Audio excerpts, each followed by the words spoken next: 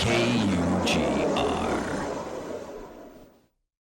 Good morning, Cougs. You are listening to Slice of Seattle on KUGR, Cougar College Radio. It's a sports talk show where we're giving you updates, hot takes, and hopefully talk to some important people. It is a cloudy day in the Palouse today, and I am joined in booth today with Connor Simmons and Connor Seuferling. How are we doing today, boys? Having a good morning.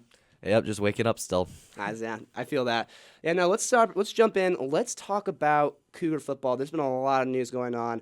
The two main things, obviously, Wayshawn Parker and Ethan O'Connor entering the transfer portal. It's looking a little bleak for the Cougs so far. Well, both top-tier freshmen are like, at the end of the day, it's like, okay, if they're a junior, senior, have a fifth year, it's like, okay, he's been here for a couple years. But it's like these guys were starters as freshmen, which is impressive at a D1 level, obviously. And then to lose them after 1 year is just horrible. And then we sat by next to them in the class, so it's like we lost friends. Exactly, yeah. But just not a very good look right now. A lot of players going out, so...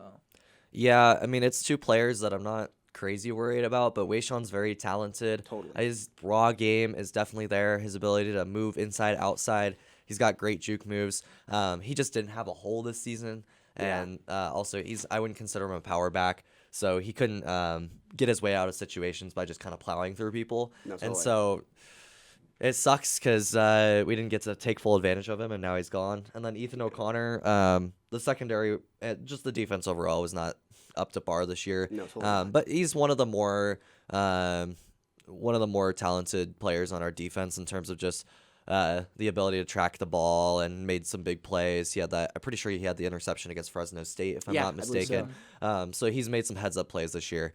But losing both of them sucks. As a lead pad school, somebody that's a school that this is where players get their first start and then hop onto somewhere else. It's not surprising. Yeah. But at the same time, I want to get more out of these players than just 1 year, right? Yeah. Like if I'm a school or if we're a school like we are, you want to at least hopefully get to that sophomore year, maybe even that junior year, and then have them go somewhere else. Yeah. Freshmen right off the bat, that just it sucks. So it'll be interesting to see where those two go. I'm happy for them to see what happens next, but it's time to shift our attention to some more important people, which we know.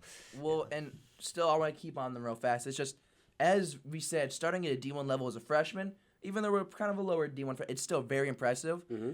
And when you're getting older, you learn new things. Obviously, a couple years behind you, you're only going to get better. Mm-hmm. And these guys are only get better.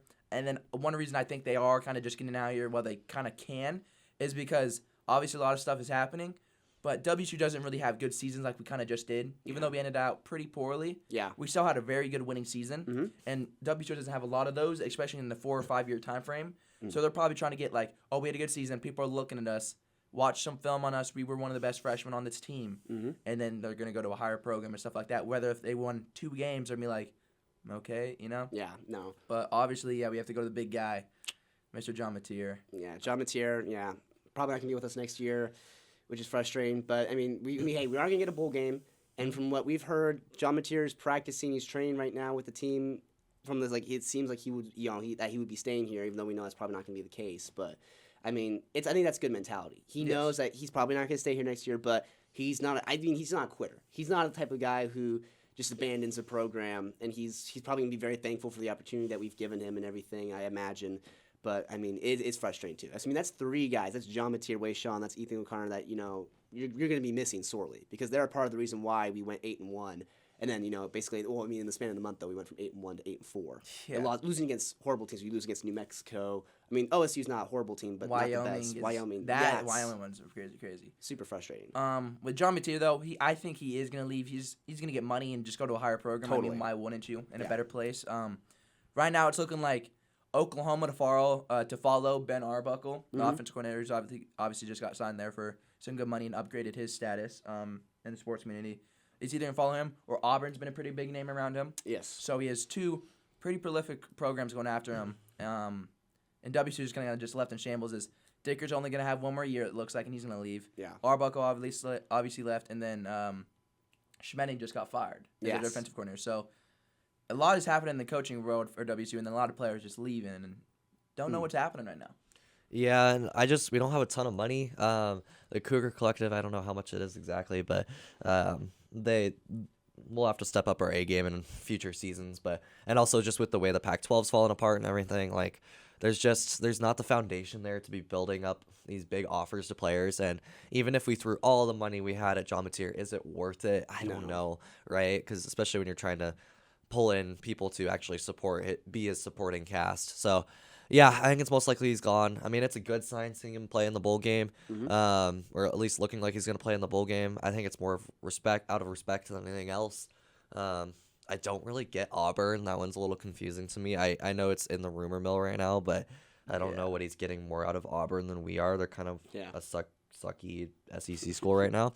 Oklahoma, I do get a lot too, but they're also QB room could be definitely crowded, especially by the end of the transfer portal, and I could see them going after maybe even a bigger name.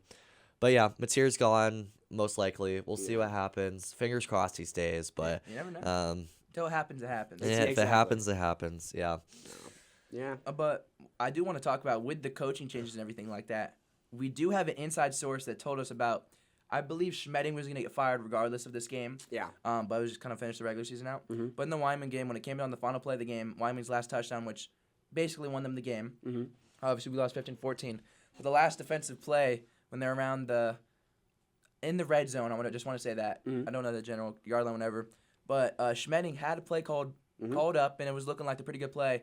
Coach Dickert took it into his own hands. Takes it into his own hands, mutes his mic so Schmedding can't hear, changes the play. So he obviously doesn't like the play. Unmutes his mic, says, we're good. Don't worry, I fixed it. Schmedding's probably going to freak out on the thing, watches it, looking down on the field, sees they score a touchdown, and we end up losing this game. Yeah. So a lot was probably in that 4-game losing streak versus the bad teams.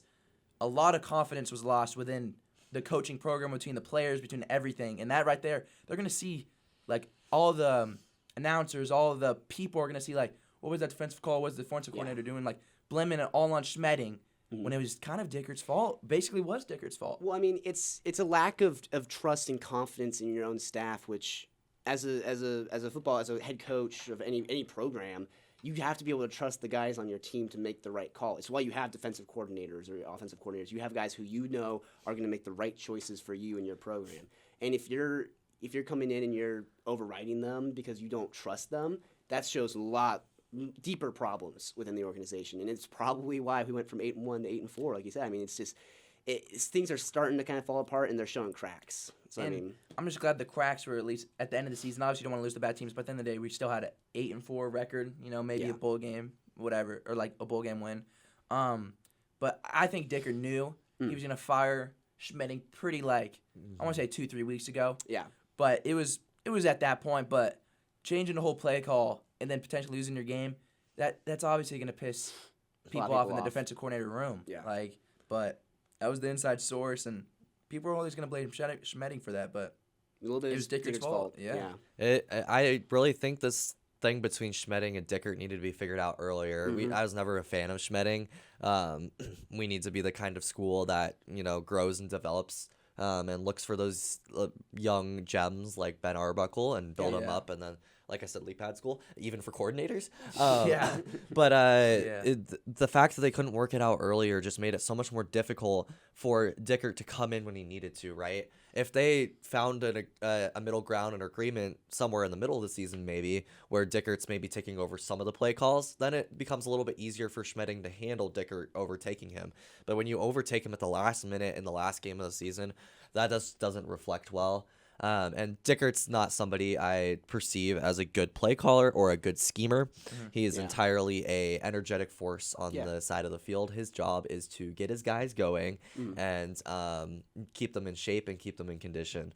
Now, obviously, he knows the football game, but he's also, I don't think he's the play caller for a reason. He has coordinators to help him out with that. So, going back to your point, it's I don't think that was the right idea, but I'm also glad Schmedding's gone. Yes. So we'll see what happens going forward. I think Dickert's staying. Definitely the way he talked in that press conference the other day. He's the biggest thing that we have going for us in terms of recruiting new people is we have head coaching stability, and I don't think you say that without intention. Well, with that being said, I think it's more of just he's staying one more year, and his contract's going to be over. Yeah. There's not a lot of, reasoning. Obviously, he's going to stay. I agree with that 100%. Yeah. But I'm feeling a little, animosity from Dickert almost. Yeah. Love just, his two OC and DC are gone, obviously, for two different reasons. Yeah. But he's losing his top players. He's probably not going to have a great season football-wise, at least how it was this year. And we're probably going to play harder teams next year. Yeah. Uphill battle. He's already facing some challenges, and he's going to get out there while he can. This will be his last year. He's probably going to get an offer. Maybe not. Offer could get pulled, but it's not looking too great for just the coaching standpoint for WSU football. Yeah. No, totally. Yeah. Bleak days ahead for the Cougs and for WSU Athletics, for the football and everything. But let's move on. Let's talk about the Mariners. Not a lot of news for the Mariners against the offseason, and there haven't been a lot of moves made. But the one thing I want to talk about is that recently the Phillies made an offer to the Mariners. They were going to give him Alec Boehm in exchange for either Logan Gilbert or George Kirby, and I think some prospects in our farm system or something like that. That offer made me incredibly frustrated, very, very angry, because Alec Boehm is nowhere near the value of Logan Gilbert or George Kirby is to our program. I mean, and I know there are going to be a lot of people who might look at that and be like, you're not going to make a move on that and get a bat on the lineup. Well, you got to make smart moves, and that is not a smart move to get Alec Boehm in exchange for one of the best pitchers in. Yeah, both Gilbert and Kirby are both some of the best pitchers in the league. I'm not giving them up for Alec Boehm. Well, it just got accepted. Seriously? No, I'm not messing with you guys. I don't know. Could you imagine that on live though? Oh my god, Smith's face just lost it. But obviously, a top bullpen guy, all-star bullpen guy. Mm-hmm.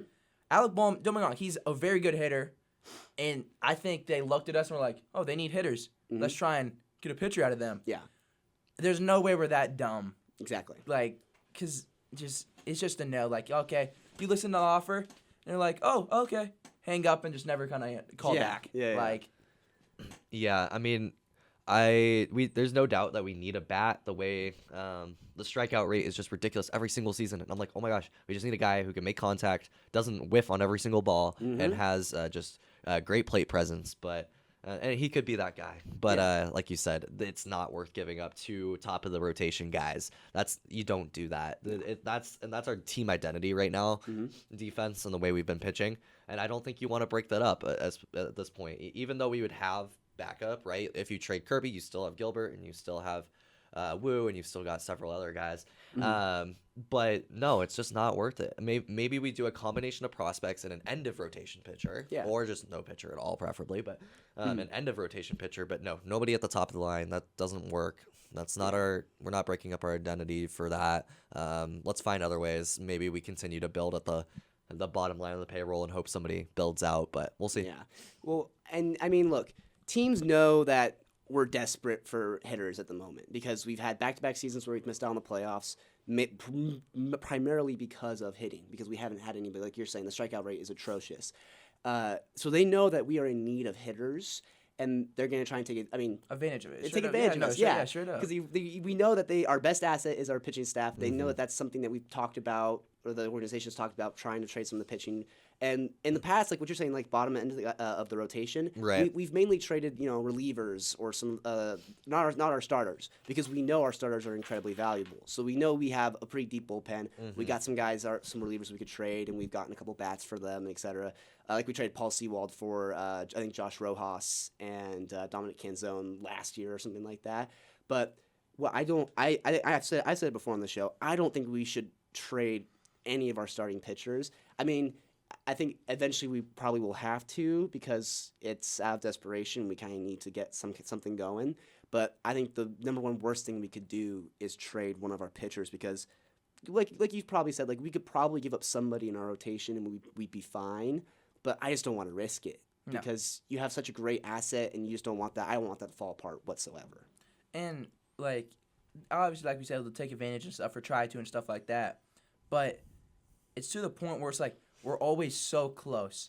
Where it's just like if the guys in the room just hit a couple more singles, a couple more doubles, and changes 2 or 3 games, we made it. It's not like we're just bottom of the barrel, all we have is pitch, and we're barely hitting it. Yeah. And if we really there's a thing called free agency where we don't have to waste any player. We can keep almost everybody. Yep. And get better. So it's like, don't do it by wasting the one thing that is great. We're top of the league at, regardless of not making the playoffs, pitching, and just get worse at that to get more average at hitting. Yeah, that kind of makes sense, because it's not like with Alex Bohm we're becoming a top tier program of hitters. No. Like, we're getting better with him. Don't get me wrong. But there's a huge drop off with pitching without Gilbert. Yeah, and absolutely. Drop going higher up with Bohm. Yeah. So free agency is the way to go, in my opinion. Totally. My thing with this is whether it be a Bohm or any other hitter that might come in and be on the trade block for us to get. I could see the front office being tempted, just seeing the guy there and being like, that could be our next guy, right? Yeah. And I could see it being very tempted to blow it up. I hope they don't, but I could totally see the front office falling for that and just going, that's the one thing we need. This is what we need to get over the hump, and then it doesn't turn out. So I don't know. We'll see. The moves in the rest of the offseason are going to be interesting. Yeah. I think it's definitely going to be a lot of lower key moves, and hope they turn out and pan out into something bigger. Yeah, which is probably, you're right. That's probably what it's going to end up being. Yeah. But I mean, Connor, you mentioned free agency. The one free agent who the Mariners are in the race for, I was about to say Juan Soto. No, it's not Juan Soto. We're out of that race. We completely. wish. Yeah. But the one guy we are still in the race for is Pete Alonso. I believe it's us and I want to say the Marlins. Yes. But that's a guy who, if he were still on the Mets and we were going to trade for him, that's a guy who I would say, like, okay, I might give up Gilbert or something like that. He's a great hitter. He kind of had a bounce back year, I think, with the Mets. Had a really great postseason run. I mean, he's a bit of an older guy, but he can still hit the ball really well. And so that's a bat who, and he's in free agency right now. Like you said, we don't have to give up any of our pitchers, any of our prospects in our farm system, nothing. And we have the money for it. We have the capital to spend on that. We can go and get him. So that would help us out a lot. Pete Alonso single-handedly can change a baseball game. Absolutely. With a swing of the bat, and that's a couple of times where we needed that, where it's like a 2-1 game. If Pete Alonso comes up to can't ice a polar bear, baby. Exactly. Like, he will single-handedly change the game. That is someone that, and here's the thing. It's not like we're trading Gilbert for him. We can get him, not for free, obviously. We've got to give him a pretty healthy bag. But the fact that we're in the running means we're in his top 3. He's definitely looking at Seattle. Yeah. So Pete Alonso coming to Seattle would obviously be amazing, like a much needed superstar hitter, not just a better bat, a clutch hitter. Yes. Yeah. If Miami's the other team on his list, then I feel pretty confident. Yes. Miami's a bigger market, so they'll probably be able to spend a little bit more, or be willing to spend a little bit more. Totally. But they're not a premier franchise in baseball and baseball history in general, right? You've seen how long they've sucked, how many different managers they've gone through, GMs they've gone through. Yeah.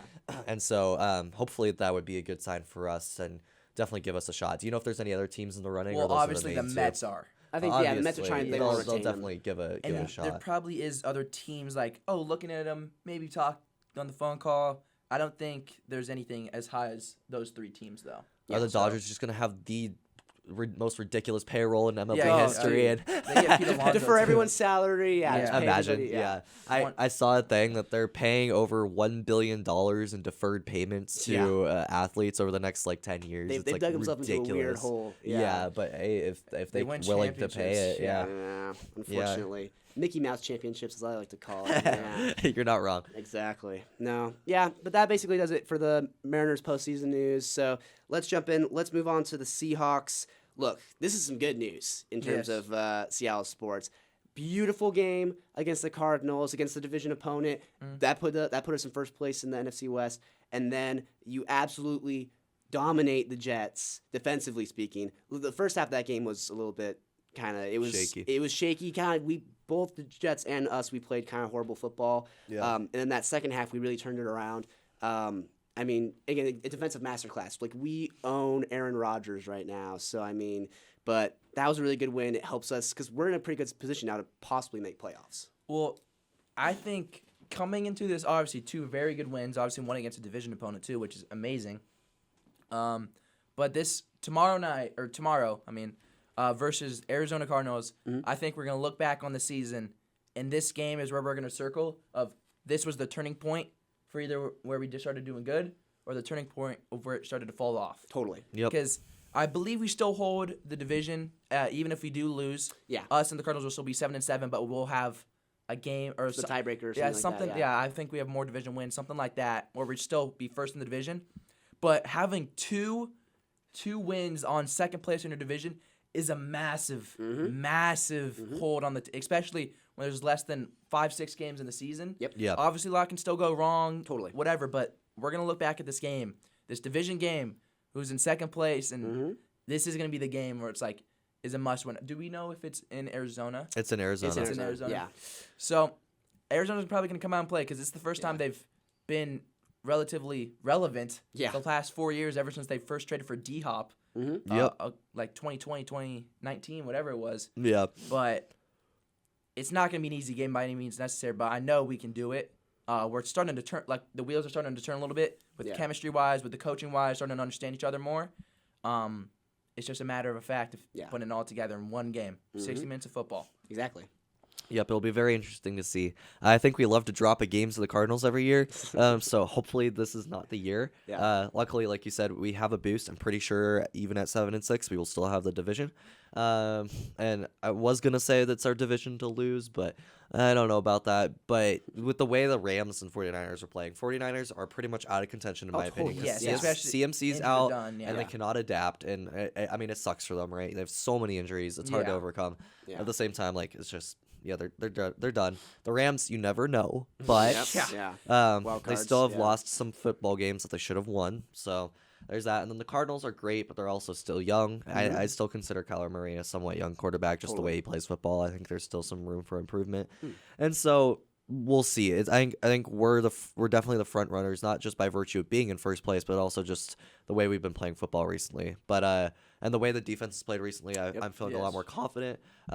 We held the Cardinals to a very reasonable score line, and so I think we can do it again. But it's going to be up to the defense to show up, and then the offense to actually play a decent game and not turn over the ball, which is probably something we'll hark on here in a minute. No, totally, yeah. No, I mean, speaking of defense, too, I want to mention the fact Leonard Williams, Defensive Player of the Week last week, I believe, had a 95-yard pick six against the Jets, which was fun to watch. I think he's one of the heaviest guys to do that.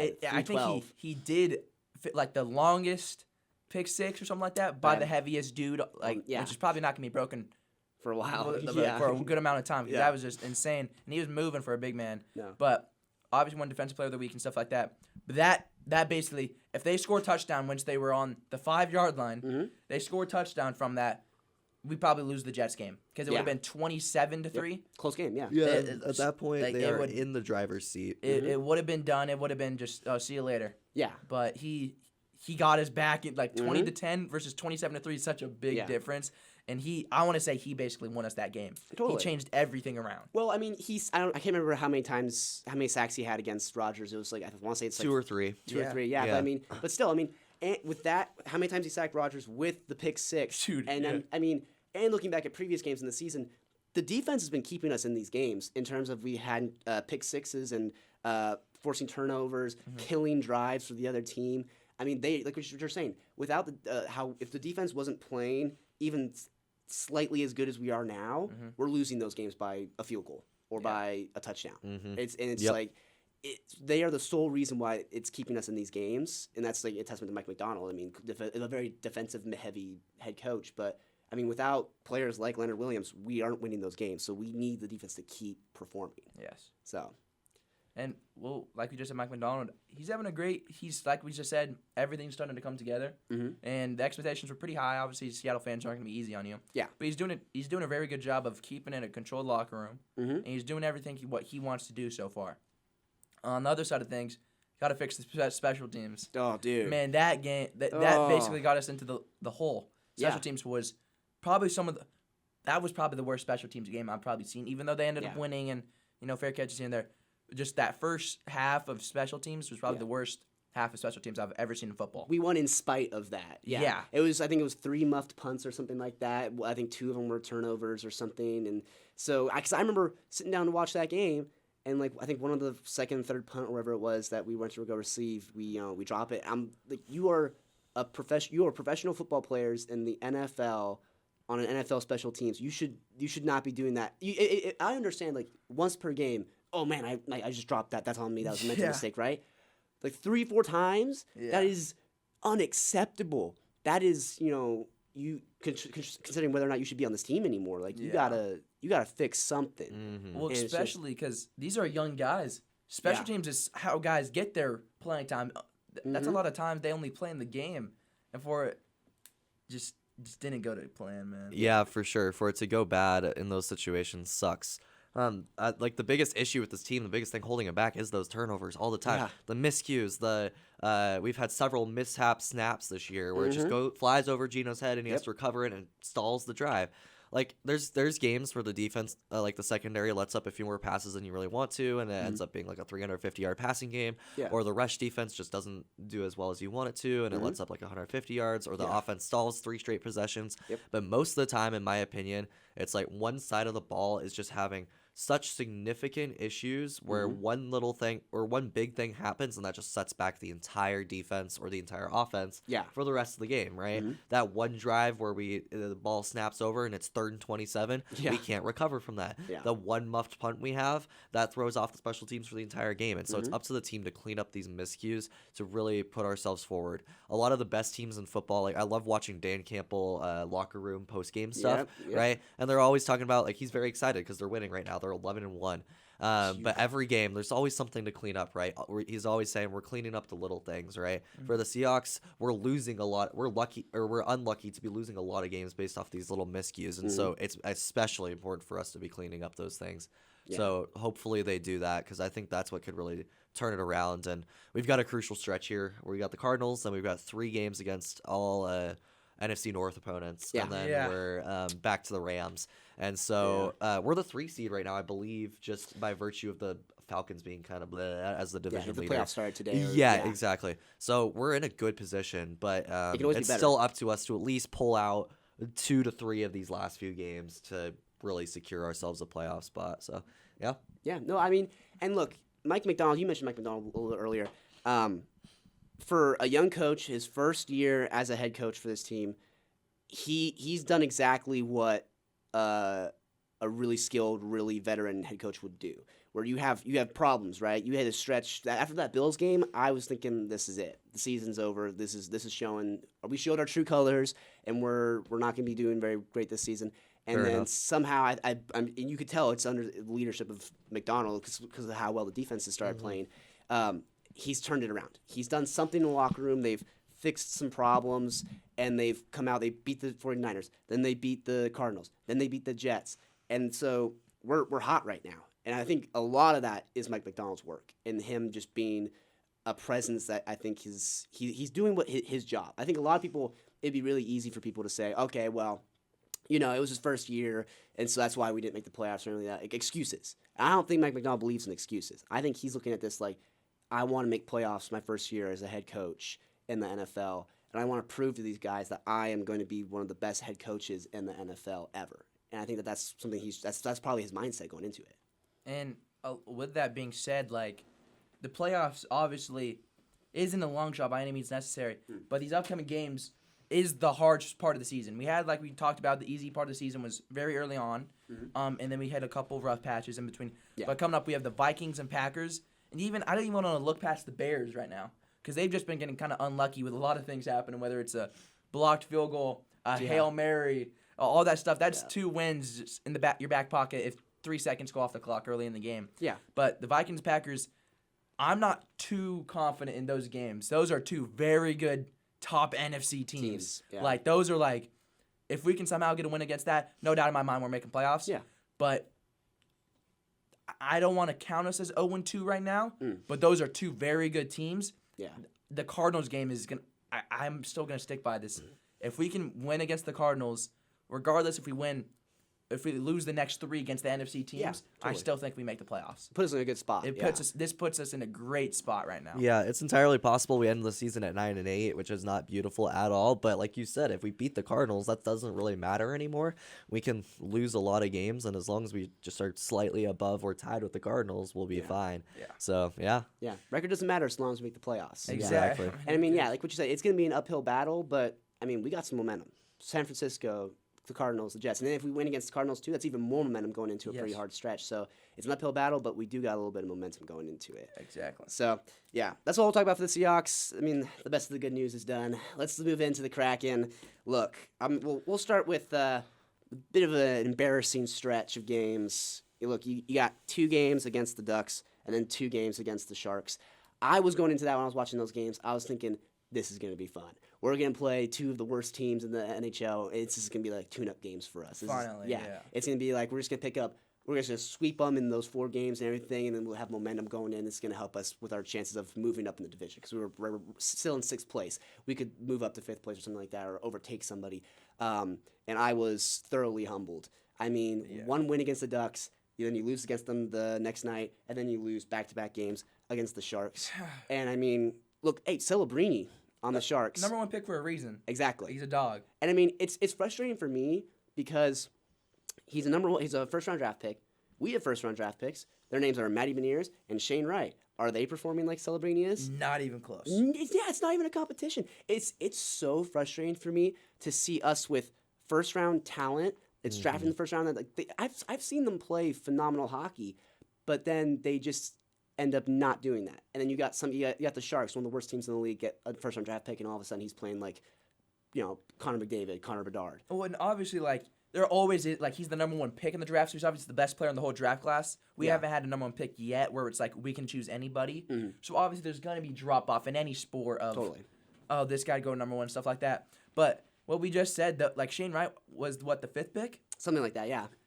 That should still be a superstar player. Mm-hmm. That should still be a superstar caliber player, and he's not even close to, an NHL caliber player right now. He's playing like a decent minor league player, which you can't have if you're a first-round draft pick. Yeah, no matter where you're at the end of the first round. But if you're a 5th pick in the draft doing that, just no. But obviously a horrible stretch. Back in Celebrini had his games, obviously, against us. Scored a couple against us, yeah. Called our number and stuff. But it can't be happening because we said earlier on in the season that when we were beating up on the good teams and just losing, or beating up on the bad teams and losing to the good teams, we were like, okay, at one point, this isn't sustainable. We got to start winning these against these good teams because at one point the bad teams will start beating us.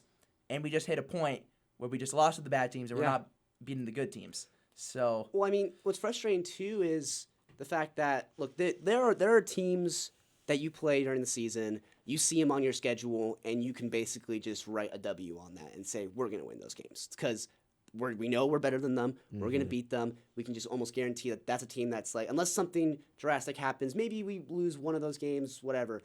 But if those 3 losses could, I mean, I know hockey's a long season, but those 3 losses could be the reason why we miss out on the playoffs. Like, even looking at the Mariners, they missed out on the playoffs because of a few games they lost to kind of iffy teams, like against the A's and the Angels, where they'd won those games. The story could have been so much different, and I'm worried that that's going to be what's going to happen here because it's division opponents too against the Ducks and the Sharks. Those are teams that those losses could come back to bite you in the long run. And it's just frustrating. They hurt way more in terms of where you're at in the standings and tiebreakers and stuff like that. And then it just kills momentum when you're going forward and stuff like that. And yeah, like you said, with having upper tier teams in your schedule and lower tier teams, there's kind of those 2 tiers, right? Yeah. And that bottom tier, you're feeling confident going to those games. Obviously, you don't always have that as an instant W, but a lot of them are okay, this is a stretch where we can take a break a little bit, take our foot off the gas and just be okay, we're going to play some good hockey, but we should be able to win these games no matter what. And those didn't happen. And now that kills your momentum when you go into a stretch of games where you're taking on some tougher teams, some upper echelon teams, and that's going to make it way more difficult to recover and build anything up going throughout the rest of the season. And like you said, the margin of error is low, even in a very long season that spans multiple months. Yeah. Well, I'm looking at the division right now. Us and the Sharks have the most games played in the division. Yep. And we're already towards the bottom of that thing. Yeah. When you look at the teams like the Canucks and Oilers are 3 games behind us, but in front of us. Yeah. Let's just say they both go 3-0. Boom. That's an extra 6 points on us, which is massive. That's a big amount. It's a huge, That's hard a huge to thing because overcome. obviously maybe they probably don't go 3-0 where they're 6 points ahead, but they're already ahead of us. And they're 3 games behind us, which is just, that can't be happening. And then the division is obviously relatively close. Yeah. Right now, Golden Knights, they're only 1 game behind us, which is, still don't want to see that. But they're first place by a good amount with 39 points. But when it gets to the Kings, all the way to the Ducks. Yeah. The Kings, who are in second place in the division, have 33 points. You drop down to the Kraken, they're only 6 points behind. Yeah. Drop down to the bottom of the league, Ducks, they're only 10 points behind. Yes. Obviously, there's a lot to improve, but that's second place in the division to sixth place in the division. Yep. Just so fast. So there's still a lot of time. Yeah. There's still a lot of things, but we have to start fixing it relatively now. Yeah. Well, I mean, it kind of felt like we fixed some things. Like against, like we had that stretch against the Ducks and the Sharks, but then we came back, played the Carolina. So like when I saw we were playing Carolina, I was like, oof. After what we just put up with the Ducks and the Sharks, you're going up against Carolina, who's been a playoff team and who's been potential Stanley Cup contenders, even though they choke every year in the playoffs. Yeah. But you're going to play against them. I was thinking we're gonna get like just. Mollywopped. Yeah, I thought we were gonna get smoked, and we ended up winning 5-3 in that game. And so I was like, okay, we had Vince Dunn back, so clearly he'd been gone for a while with an injury, so he's back. And I after watching him play in that game, I realized, man, we've been missing him for a while. And then we played against the Islanders and won that 4-2. I mean, Vince Dunn had a game. He had 2 assists in the first period, picked up a goal in the second period. I mean, in that game where I'm looking at, I'm like, yeah, I forgot Vince Dunn is a stud on the ice, and he's a great defenseman. Him and Montu are the 2 defensive guys on our team who are goal scorers and are super fun to watch. And so it's weird. Like you like what you were saying, Connor. Like you would expect like after games like against the Ducks and against the Sharks where you lose all your momentum. I think we came back into the locker room. I think we were angry. I think we were very frustrated. We knew what we needed to work on, and we came out and put up a good game against 2 decent teams, basically. No, well, 100%. Like, I think they were it was a little pissed off game. Yeah. Because it's like, how are we on a 3-game losing streak to the 2 worst teams like in the league? Yeah. And so that was kind of like, get out there, got angry kind of game, and then, okay, we're feeling good, and then last night we lost to the Devils, and it's like, oh, we're back to reality for a quick second, but yeah, still a lot of the season to go, not even at the midpoint. So Kraken can turn it around. Yeah. And even if they don't turn around, even if they just slightly get better, they still slip into that 4th spot because they're not that far behind at all. I think Calgary's in the 4th spot right now. Something like that, with like 34 points. Like, or not 34, like 30 points. Something like so that, it's yeah. like, It's tight. Or maybe half a game behind them, but. Everything's within reach. The playoffs are still a potential. Are we a menacing team by any chance? A threatening team? Nah, not really. You never know. Things could turn around. But yeah, like we said with the Seahawks, it's the same thing with the Seahawks. It's like as long as we make the playoffs, that's the goal, right? That's the ultimate goal, is to just get in the postseason, give yourself a chance. And hopefully this is a momentum builder. But this team's very confusing still, just from the perspective of the games we win. It's like, oh, okay, that's surprising. The games we lose, oh, that's also surprising. And so it's like, when are we going to find that middle ground and be consistent and actually lose the games we're supposed to lose and win the games we're supposed to win? I don't know. We'll see what happens. No, totally. Yeah. No, goal is, should always be for all the Seattle teams is to make playoffs. We can't be approaching it from the Mariners' point of view where ownership is saying the goal isn't make playoffs. The goal is to try and get a good record, and I'm like, that's not. What are you talking about? Exactly. You got to make playoffs, man. It just doesn't work that way. Yeah, it's not a sufficient goal. Exactly. Yeah, no. So that's all we got for the Kraken so far. Let's go into our final segment of today. We're going with our 3 stars, 3 best athletes of the week. Connor, do you want to start us off? Yes, I got you. All right, we're going to go with the former Coug in Jalen Wells on the Memphis Grizzlies. He's doing great right now, popping off. Ever since the Grizzlies had a few injuries in the front court, I think they've had to rotate between a few injuries with Edey out at one point, and then I think they had Brandon Clark out for a little bit, a couple other guys in the front court.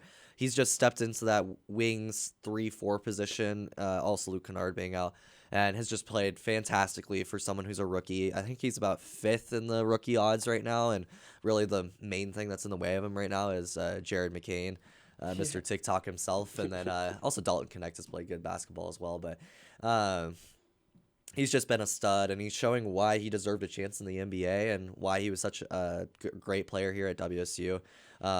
He's been efficient from the field. He's playing all over the floor. He's playing good defense. He's just a strong body on the court. He's really, for somebody who's as young as he is, to overtake guys like Marcus Smart and Luke Kennard off the bench and being in that starting role and playing consistent minutes is definitely very impressive, and I've loved the way he's playing. He's also shooting like 40%, almost 40% from 3 on decent volume, like 5 threes a game. I'm like, this guy could be something. And so, yeah, that's my player of the week. Shout out to Jalen Wells. Yeah. Shout out to the Grizzlies for actually having a decent season and for John Morant being in the building and playing some good-ass basketball. Yeah. Well, yeah, like Jalen Wells, he's averaging I think we said 12, 2, and 3. Yep. We just got Rookie of the Month.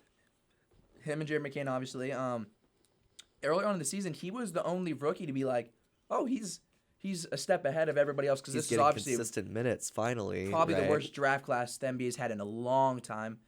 Thank God the next upcoming draft class is going to be like looking like superstars. Cooper Flag, let's go. Yeah, even the Rutgers guys, Dylan Harper and Oh, Hayes Bailey. yeah. But he was the first guy to like step up as a rookie, which is obviously good, former Coug. But also with those injuries being played, he was able to get in a role as a second-round pick. It's not like he was a first-round pick supposed to do these things. In a weak draft class, he was a second-round pick, and he's stepping up. And right now I'm seeing very consistent where it's like, oh, this guy can have a 13-year-long career, as a six-man. Right. Just that dominant stretch, could be on a championship contending team, helps them do this. Every once in a while drops 25 points, And he's still super young and obviously a former Coug, and he's having a great season. You just hope it keeps going. As of right now, I'm not seeing Rookie of the Year because obviously other rookies are starting to step up, like Jared McCain broke the Michael Jordan record for like most points per game as a starter as a rookie, which is obviously so impressive.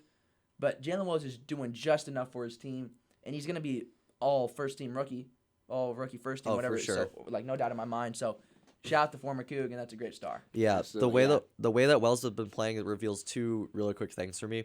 One is the way the Grizzlies have been drafting over the past few years. You get Brandon Clark from the Zags. They've drafted, who else have they drafted? They've drafted G.G. Jackson, Desmond Bane from TCU, obviously John Morant. They've just had some great draft classes, and getting those guys on the bench who can just provide a spark whenever they need it. That's been fantastic. And then for the Cougs, this basketball program is actually turning itself around right now. I mean, this last year, it was less about recruiting and more about getting a bunch of transfers and stuff, but the ability for us to be active in the transfer portal, active in the recruiting process, and actually getting some guys that really matter. This year we've got Coward, Calmes, and Watts, and a couple other guys, and then last year with Wells and a couple other names as well. It's been interesting to see how this program's turned itself around, and I think it's looking up with the way we're playing, and maybe we'll see a few more Cougs in the draft classes in the future. Which would be awesome. Absolutely, yeah. No, we're playing Boise State today, aren't we? Correct. Yeah, As long as Boise. Ashon Jenny's not playing basketball, I think we're fine. Then we'll be fine. Brings me into my star of the week, Go I for guess. it, And go for this it. is more of the star of the year. Obviously, you have to give it to Ashon Jenty. Oh, absolutely. Yeah.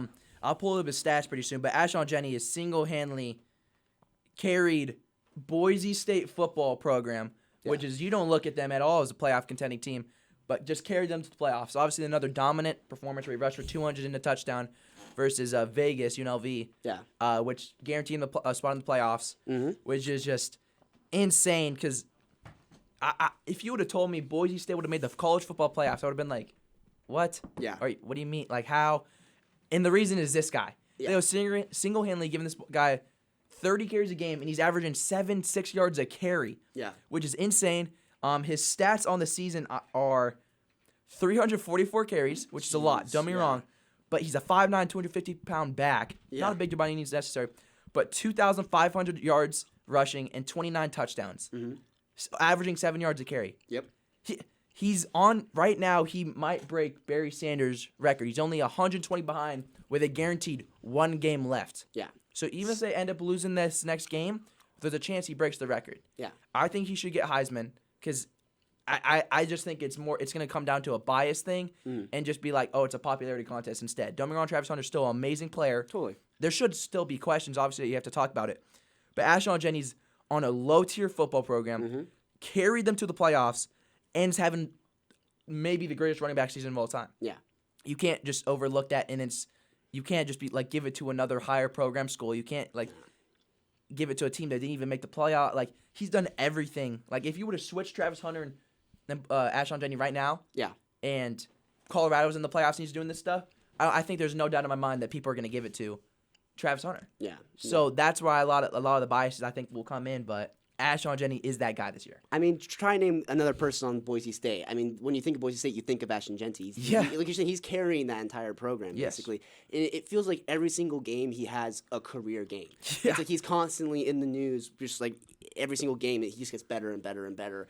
And so I think you're right. I think if it comes down to popularity contest, he's probably not going to win it. But I think if you're looking at the stats, he is more than deserving of winning the Heisman, just because he's doing things that no one else in college football is doing right now as a running back. He's just so fun to watch. Like, even when he beat up on us when we played him, it was like you're almost in awe. Like, when you broke another one. Yeah, it's like when you go up against someone who is so much. I mean, I'm not trying to glaze him or anything like that, but like, Yeah. he's so much better than you that you're just like, man, like you can't help but be impressed. Right. Basically. Yeah. And as we were talking about, like, obviously he's dominated all season and stuff like that, but everyone's starting to kind of say it now. Obviously, this is no disrespect to Travis Hunter, but stats, not snaps. Everyone's talking like, oh, Travis Hunter plays the whole game. That is very impressive, but you can argue he's not top 10 at either position. Don't get me wrong, he's a high-tier player at both positions, which is very impressive. But Ashon Jenney is single-handedly dominating on everyone wants to say, oh, he's playing low. He ran all over Oregon, the number 1 team in the country who hasn't lost a game. UNLV had a top 10 rushing defense. They almost made the playoffs if they win this game. Top 10 rushing defense, he just rushed for 200 yards in the touch. This is insane. Like, he's not, obviously he's probably playing lower tier than Alabama is or something like that. And because of that, maybe his stats are a little inflated. But at the end of the day, this is just incredible football being played. And he's like the star of the year almost. Potentially, if he wins this Heisman, he is the star of the year. Yeah. So you have to give it to Ashon Jenney. Give him his respects. I honestly hope that Boise has a little Cinderella run in the playoffs coming up. So This guy's a generational talent. I mean, he's putting up Derrick Henry type numbers, like 350 rushes. That's a lot of touches for a young guy in one season. But yeah, no, to me, he should definitely be the Heisman. I'd be a little upset if Hunter wins it. Boise's a school that like they'll always be very competitive in the Mountain West, and like most years they're not going to get. They're going to be good, but they're not going to be super highly ranked, like you were saying. They're a program that you'd expect to be good, but especially before the playoff, having the conference bids, you're like, this is not a school that's going to make the college football playoff. But like you said, this guy is the focal point of the offense, and he just is absolutely tearing up both his conference and the entirety of the NCAA. I keep seeing graphics online where it's just like the number of yards and like every team he plays, and then it's like a U.S. map, and he's just like absolutely the entire map is blue just with how much he rushes. Yeah. So yeah, great pick for Player of the Week, and he's definitely the guy I'd keep my eye on for being the next running back that's going to be great in the NFL. Oh, 100%. Well, it's looking like right now the Cowboys are probably going to get the guy, Ashon Jenney. Oh, it's entirely possible. There's not a lot of teams that are going to go out of their way to draft a running back, like move up. Obviously, he's a generational talent, but no one needs a running back more and has been dogged on more for not having a running back, not going out and getting Saquon, Derrick Henry, even though you have the money, was the Cowboys. So it's looking like he's going to go there. That's a good pick for them, yeah. A great first-round pick. But then Boise, even looking in the playoffs, their only loss is to Oregon. Obviously, they probably had easier schedules like we already talked about. But it's not like, oh, they lost like to Wyoming. Oh, they took one down to UNLV. Their only loss, and they almost beat them, is undefeated Oregon, number 1 state. They only lost via field goal. Like, this team is not a team just to look past in the playoffs. Like, if you're Georgia, like, we got Boise. No, Georgia Boise State would be a good game. Like, totally. Boise can definitely make a run here. Maybe I'm not seeing national championship winners, but I'm seeing maybe a first, second round team. So. Yeah, for sure. Absolutely. And Oregon would be the team I would say, oh my gosh, Oregon should have Boise State in the bag. But the way they played against Boise State earlier this season, I don't think any team has Boise State in the bag this season. There's definitely 5 teams where I'm like, I think they should beat Boise. But Boise's going to keep the game close no matter what. Oh, so. 100%. And, well, that's my star of the week, Ashon Jenney, Smith. Oh, yeah. Take it away. I'll do the last star of the day. I mean, I'm going to go with Vince Dunn on the Kraken, mainly just because, look, you got Jordan Eberle. He had pelvic surgery earlier this year. He's out for 3 months. Vince Dunn was out with an injury for a couple weeks or so, and we were missing him sorely. I mean, it's no surprise that you're missing your captain and you're missing Vince Dunn, and you lose those 3 games, like I mentioned, against the Sharks and the Ducks. And then as soon as Vince Dunn comes back and he gets into the game, gets on the ice, and starts playing, he just puts up an absolutely beautiful game against the Islanders, decent game against the Hurricanes, and a pretty good game against the Devils too. I think that he's criminally underrated on our team as a defenseman. I think he's super, super talented. He still has a lot of potential. He's still a fairly young guy. He's a great personality. In years prior, he's just really fiery. He's an aggressive guy. He lays hits. He shoots from the blue line. He's the guy who you just get the puck on net. He has a lot of assists. It's a lot of just shoot it in front of the net, get a guy to tip it out in front, and you get a goal. And that's where both his assists came in that New York Islanders game. He's not afraid to shoot the puck. He understands that you got to get it on net, and you got to use the net front presence. And he's a smart hockey player. He's an aggressive hockey player. He's super fun to watch, and he embodies what I think the culture of the Kraken needs to be.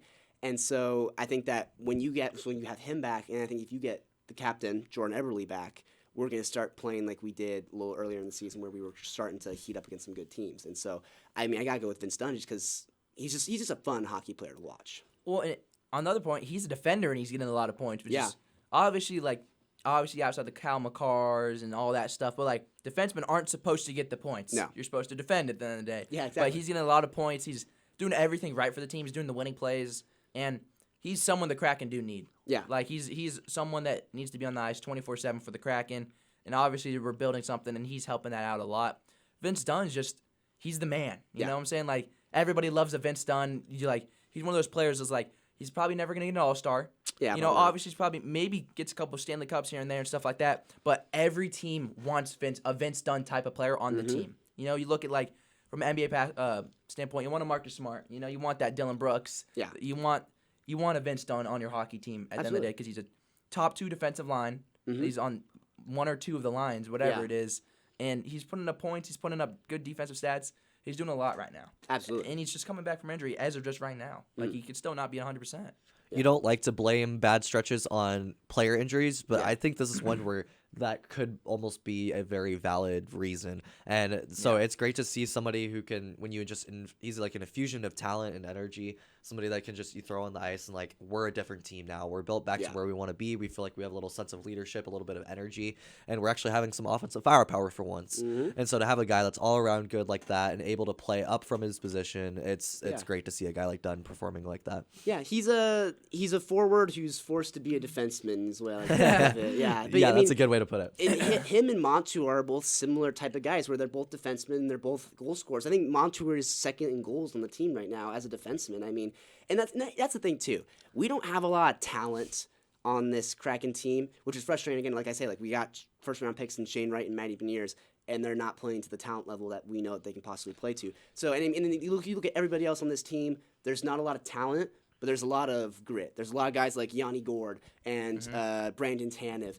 A lot of young guys from the AHL, from the Coachella Firebirds, who come up and they know they got to fight for a spot. So they're playing hard, they're playing aggressive, they're laying down hits. Riker Evans is a big guy who loves to hit along the board. So we don't have a lot of talent. But when I look at the talent on this team, I'm looking at Jared McCann, I'm looking at Brandon Montour, and I'm looking at Vince Dunn. Because those are the 3 talent guys who aren't necessarily, they're not first-round draft picks like, Matty Beniers or Shane Wright or anything like that. They're not young big guys. names. Yeah, not big names. They're veterans. They're veterans, who have that veteran talent. Veteran talent is just really underappreciated. You only get that by being in the league so long. Exactly. Like, it's not like you come in as a rookie and you're veteran talent, unless you're Bo Nix. Yeah, exactly, yeah. No. Just a great overall, he's had a great season, obviously, in the games he's played with. If you look at the games, points, and everything like that, and I think he probably has a winning record when he's on the ice with the Kraken, stuff like that. Vince Dunn, great star, honestly. Absolutely. Great star. No, totally. Yeah. No, I love these 3 stars. It was great. But yeah, no, that's going to do it for our show today. Thank you, Connor Seuferling. Thank you, Connor Simmons, so much for being in the booth today. Of course. No problem, man. Absolutely. Yeah. No, so that's going to do it for the show. Let us know what you think about our 3 stars. But yeah, that's going to do it here for the show. Remember, everybody, it is a great day to have a great day, and go Cougs.